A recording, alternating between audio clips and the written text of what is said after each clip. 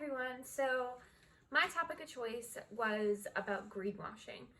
And originally I was thinking about just talking about greenwashing in general.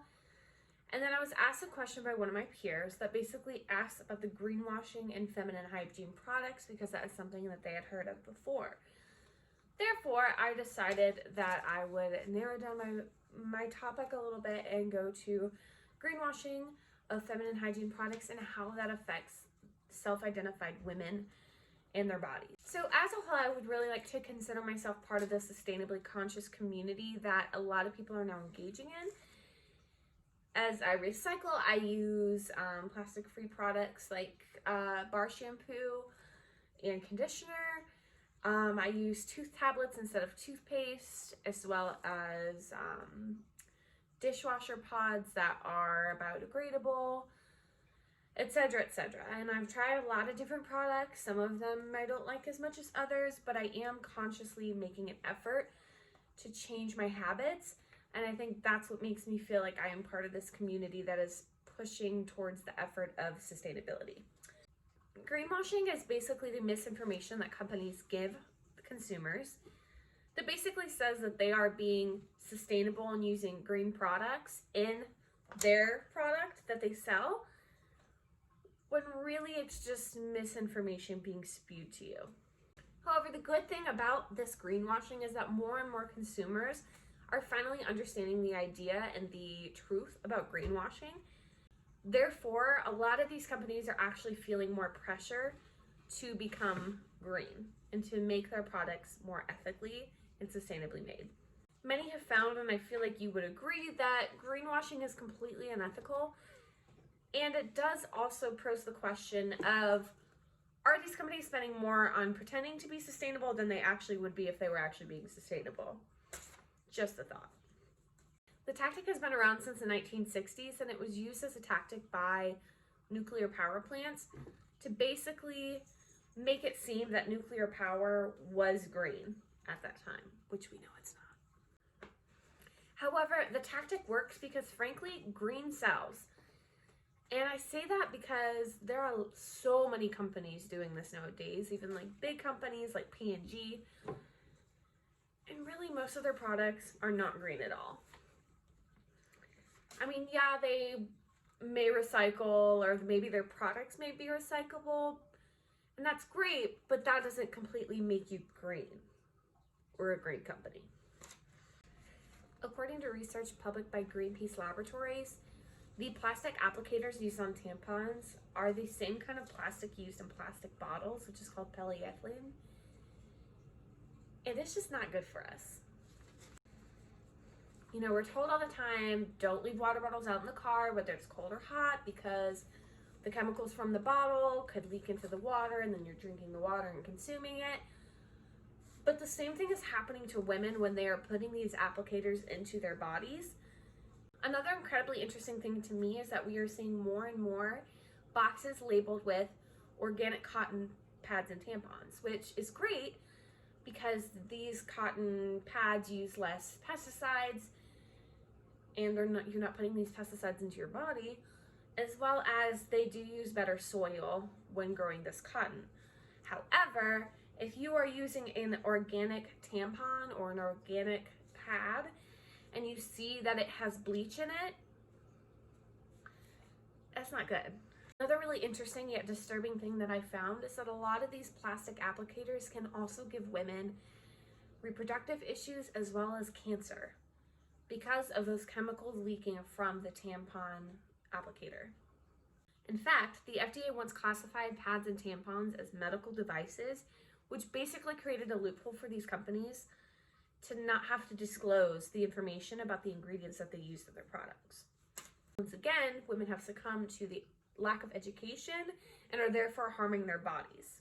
However, there is light at the end of the tunnel. In 2014, Women's Voice for the Earth, which is a national environmental group, announced a campaign called No Secrets with 9 founding feminine care product companies. These companies were committed to full disclosure within their ingredients list, letting people know what is in their tampons, pads, and even in their applicators. As of right now, or at least from what I read, maybe I need to read it more, The companies that are still involved in the No Secrets campaign and are working to be fully transparent with their consumers are as follows. Nature Care, Seventh Generation, Lunette, My True Moon, Healthy Hoo Hoo, Luna Pads, Maxim HY, Orchidia Organic, and Vita. Within doing this, they were also pledging to discontinue the ingredients that harmed women's health. As a woman who tries to consistently stay environmentally conscious and think more ethically about the things that she purchases and consumes, as well as a woman that firmly believes in women's health and the thousands and thousands of things that can harm us, this whole subject was not only interesting to me, but incredibly alarming of the lack of education about these things. Therefore, I decided to study this subject, but also to make this video so that not only I can use it for my class, but that I can put it on my social media so more women can learn about this issue. I am by no means an expert about this. I wish I were, and I definitely want to learn more about this so I can continue to pass the message along. I want you to take what I say with a grain of salt and do your own research, because I think that's incredibly, incredibly important to always do your own research no matter what it is. However, I did want to provide a little bit of a basis and also kind of give you an idea of what to look for and what I'm going to be personally looking for now when it comes to my own menstrual products. Today, I also decided to go to Target and review some of their products that they have for women's hygiene. And I did this solely based on the information that I have provided that I can pass to you. So thank you for listening to my little spiel, and on to Target we go. So today we're in Target and we are in the women's hygiene section. So I am going to go ahead and kind of overview some products, some good ones, some bad ones, and we'll talk about it. So as you can see, we do have our normal things, which are like our always, which is the majority of this section, as well as we do have some U by Kotex and also this L brand. I'm not really sure what this is. But then we also turn over here and we have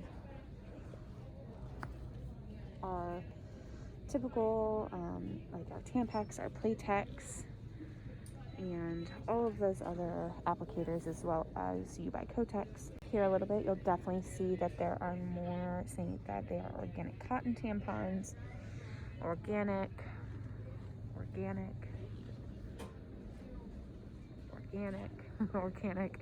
You see it a lot.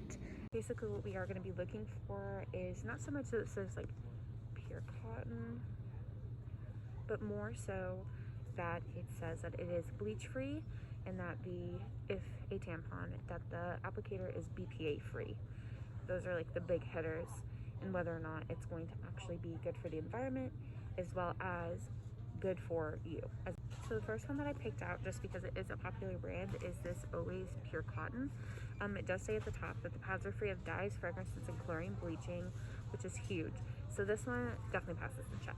Next, I did check out this L brand. I do think it's the Target brand of pads and tampons. I will say though, this one does say no synthetic pesticides, dyes, or fragrances, and it is hypoallergenic cotton. But it doesn't say that it's bleach free, so that's concerning. However, their organic cotton tampons do say, I know it's probably backwards, but it does say it's BPA free plastic applicators, so that's great. Another brand that I pulled off was Rail Organic Cotton Core Tampons. This one does, down here, say it's chlorine free and that it's fragrance free, and it does say on the side that it is 100% certified organic cotton core, which is cotton, BPA free plastic applicators, so that's good. This one does seem to pass the test, and it is made by women for women, so that's always a plus. We hate men that are in charge of feminine products. I did also check their cotton covered pads, and it's the same thing. It is chlorine free and fragrance free, and of course there's no plastic applicator with these, so these also pass the test in my opinion. Lastly, while we're in these aisles, I did want to review some that I don't think are good and some that you should try to completely avoid at all, if at all possible. I will say that I used to use this brand, that's why I'm choosing to talk about this one. So this is the U by Kotex, and yeah, it says nowhere on here that it is bleach free or that it is free from any of those toxins that we talked about. So that is extremely concerning, and it honestly, nowhere does it have any of the ingredients, and that's a huge issue. That's a huge issue.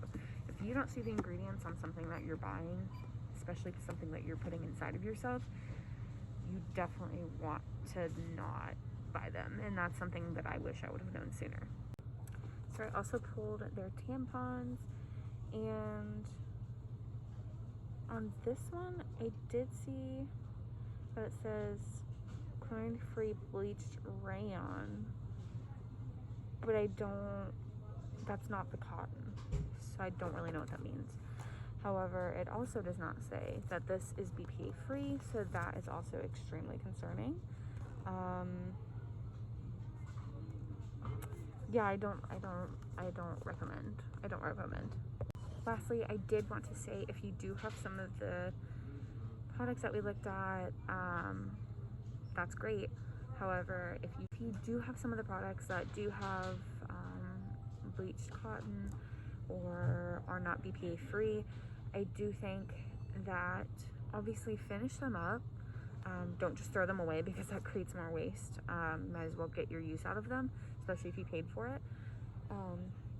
However, I will say that you should definitely make the switch, and I hope that you do, not only for the environment but for yourself as well. With women's health, in lack of women's health education, as well as healthcare, like access to healthcare, we definitely need to take more care of ourselves and be aware of the things that we are putting to or inside of our bodies. So I think it's really important that we have these conversations and that we teach our self-identifying women about these issues. So yeah. Thank you guys for going on my little Target run with me, and thank you for listening to me ramble on about women's hygiene products and the safety or unsafety within them. From me and Gypsum, we say ta-ta!